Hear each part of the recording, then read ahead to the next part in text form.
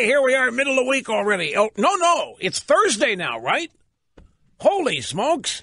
That's right, because I have, well, I can't tell you what I have or I'd be mobbed when I got there, but it's Thursday. Greetings, my friends. Great to have you. Rush Limbaugh behind the one and only golden EIB microphone. Telephone number if you want to be on the program's 800-282-2882. The email address lrushbaugh@eibnet.us.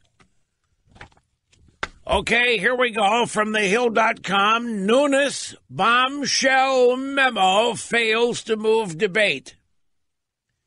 No kidding. The GOP memo alleging FBI, Department of Justice misdeeds emanating from Devin Nunes, the House Intelligence Committee, has not proved to be the game changer that some of President Trump's most ardent supporters had hoped for. Wonder why that might be, Hill.com. Could it be because you guys haven't reported it?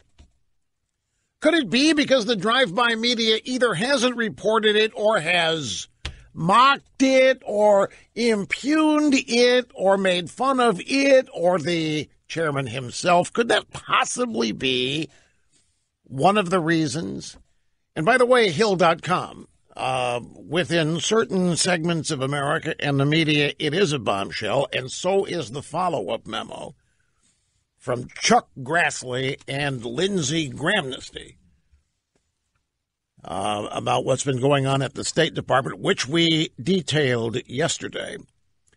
Even before them, I'm reading here from the Hill.com, even before the memo was released last Friday, media reports suggested that even some figures within the White House considered the document to be underwhelming.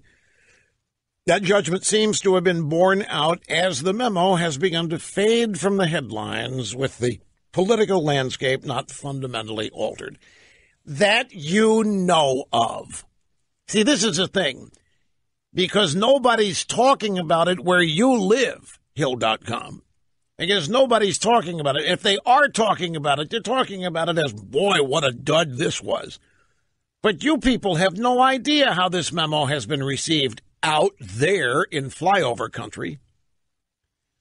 And you, just like you have no idea why Donald Trump's approval numbers continue to skyrocket, just like you had no idea that the tax cut plan was going to be as effective as it has. Joyce White Vance, a former United States attorney for the Northern District of Alabama, look how far they had to go to find a source, said, I don't think that it is the bombshell it was billed as being. Joyce White Vance, former United States Attorney, Northern District of Alabama, with no disrespect to judges. Who? This is how far the AP had to go to find someone who would agree with them? Can you imagine the stench of having to actually quote somebody from Alabama? If you're the AP, good Lord, it's bad enough when you occasionally have to go there, but now to have to cite a source from Alabama saying the memo was not the bombshell. Then there's this line, other experts in the field argue that the memo has actually helped the FBI and the DOJ. Of course it does. What could be better for the reputation of the FBI than an unrefuted claim that says the FBI lied to the FISA court in order to spy on a political campaign, and that the DOJ signed off on these lies? I have been doing, more thinking about this. And I've just had some random questions. And it's not that they just recently occurred to me. They've been floating around inside my deep, dark crevices of my fertile and wonderful mind. And I just decided to try to crystallize them today. I don't have this in any particular order here. But my first question, and I realize some of this is rhetorical, and I realize that when I verbalize this, a lot of you go, well, Rush, I can tell you that. I mean, yeah, I think you would know that. I understand that some of these questions I do have the answers to, but I still want to provide the service, the effectiveness of asking them. For example, why did the FBI believe Christopher Steele? Let's set this up. As best we know now, the Clinton campaign and Hillary, Sidney Blumenthal, any number of people commissioned this guy to go write this memo. It was an opposition research project, and the objective was to make it look like it was legitimate intelligence that had been gathered, assembled, put together by real spies of credibility. But we have learned the FBI never contacted any of the sources in this memo. So why did they believe Steele? Why did they believe the memo? They had to believe some of it in order to use it as they did. If they didn't believe any of this and still used it, why, that's... By the way, I have further information. For those of you wondering what's the recourse with the judge or judges, under the premise, listen, if FISA court judges were misled and lied to. Okay, so what's the remedy for this? Well, unfortunately, the remedy involves bringing up the Chief Justice of the Supreme Court, John Roberts, to testify, which is never going to happen, separation of powers, but he's the head honcho of the FISA court. He names the judges. He names the presiding judge.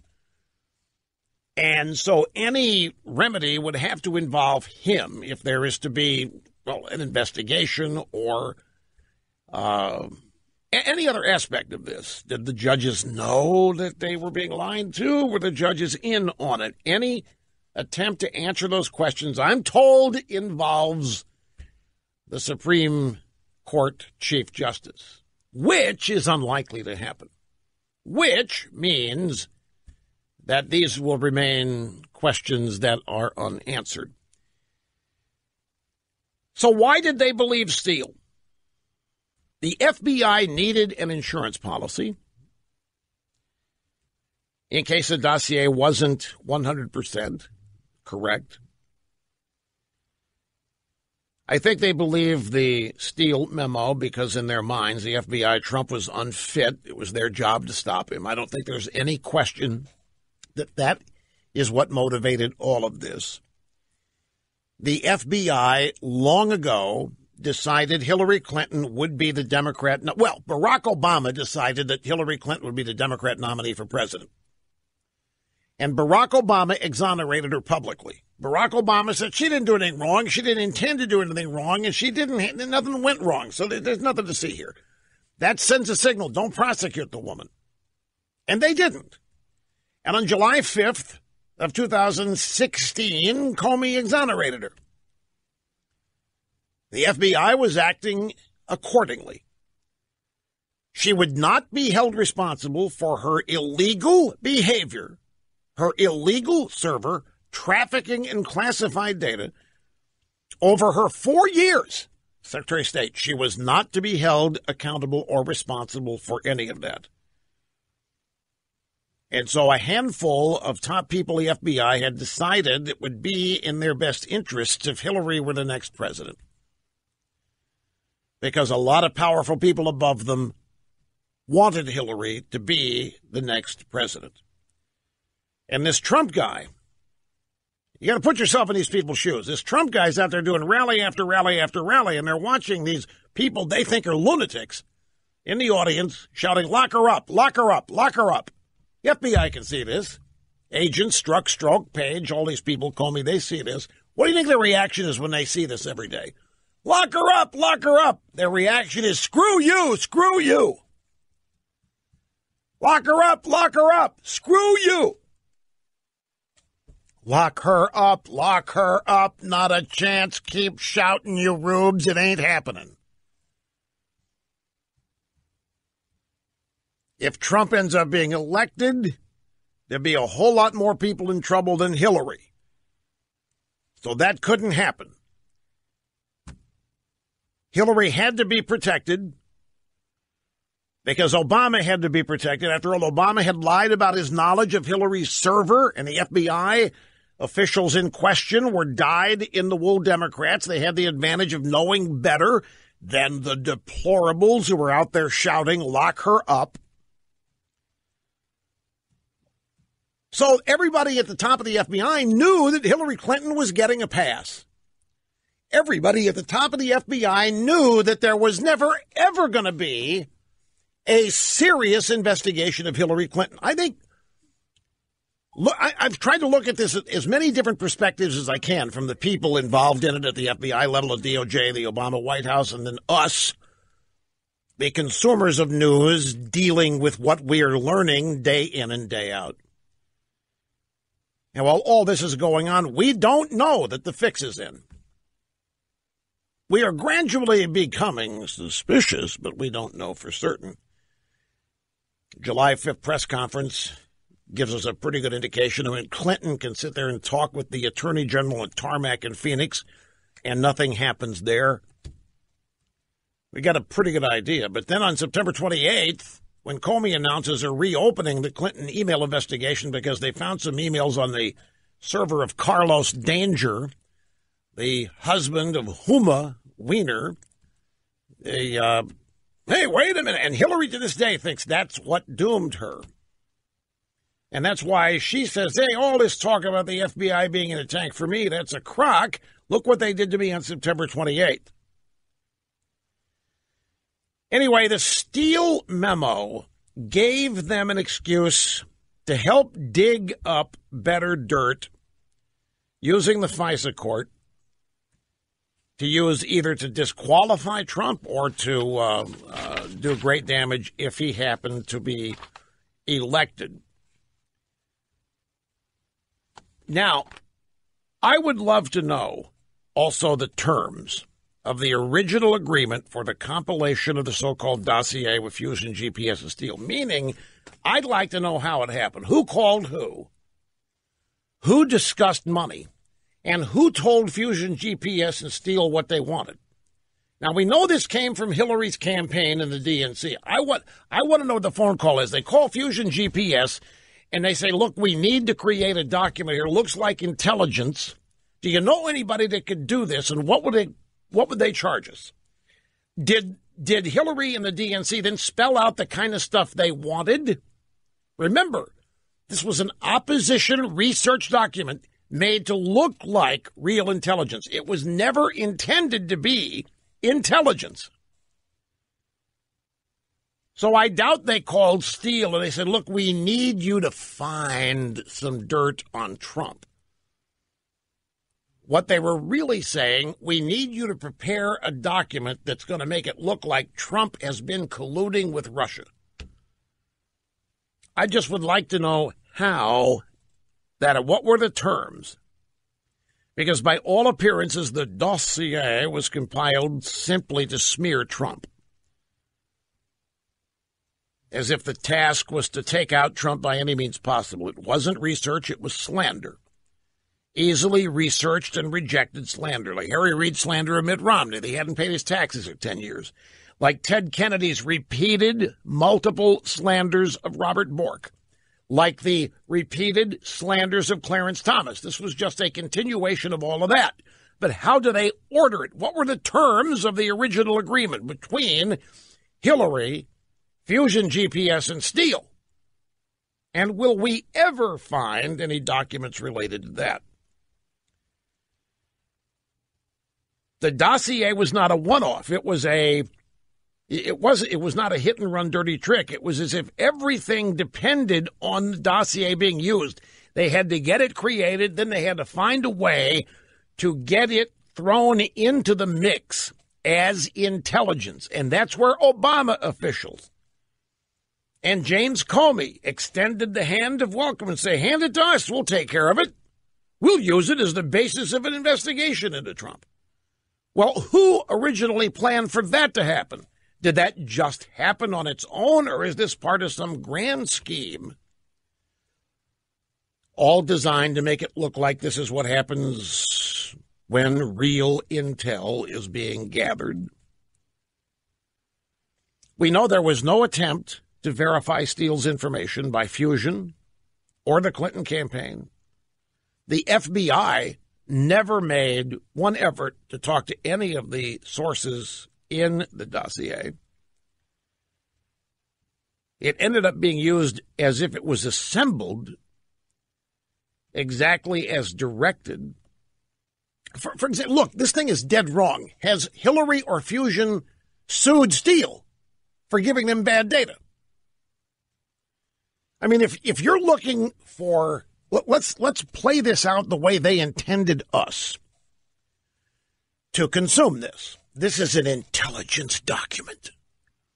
This is the result of real investigation and intelligence gathering worldwide, some of the finest agents and finest sources, and we're going to put this together and we're going to prove that Trump's been colluding with Russia. And then they are presented with a dossier. And guess what? Not a word in it is true. And you've just paid $10 million for it. Wouldn't you be mad? Wouldn't you want your money back? I'm playing the game by their rules. I have commissioned an intelligence document. I want the dirt on Trump colluding with Russia. And what I got was that stupid dossier that none of it can be verified. I've paid $10 million for this. Where is the anger? Where are the lawsuits at Fusion GPS and Steele for not doing their job? Well, of course, there aren't any lawsuits because Fusion and Steele did their jobs. They produced a phony intelligence document that was nothing more than opposition research right out of the Clinton playbook, made up. The reason they haven't been sued, the reason they haven't been criticized is because they produced exactly what was asked for. And that's what I would like to see evidence of. Because this is still being relied upon as an intelligence. There are people still taking this dossier seriously. And they're still considering it a legitimate intelligence product. And if it is, then somebody ought to be really mad because somebody ought to be really embarrassed because they paid for an absolute dud. There's nothing in it that is correct. Why hasn't Hillary demanded her money back? Why hasn't she sued Fusion GPS? Steele's work product was not opposition research. It looks more like something compiled for the express purpose of smearing Clinton's opponent. There's no research here at all. Have to take a break. I just saw the clock. We run out of time too often here. Okay, for example here, Hillary Clinton. Why is she not outraged at GPS and Christopher Steele for shoddy work? Why aren't the FISA judges angry over being misled? Why aren't Obama, James Comey, Loretta Lynch outraged over learning FISA judges were deceived? Why isn't Obama mad after seeing texts from top FBI officials revealing shocking bias and prejudice? Because there isn't any outrage because the memo or the dossier worked exactly as it was designed. It's been in existence in the public domain for a year. And it was used as the basis of an investigation into Trump that is still going on with a special counsel over whether or not he tampered with the Russians to affect the outcome of the election. That's why they're not angry. If this thing were legitimate as they've presented it to us, everybody'd be outraged because it's such a shoddy piece of work. But they're not outraged because this thing did exactly what it was intended to do. And this is why the Nunes memo is crucially important in exposing all of this. I'll take a brief break and be right back. Do not go away.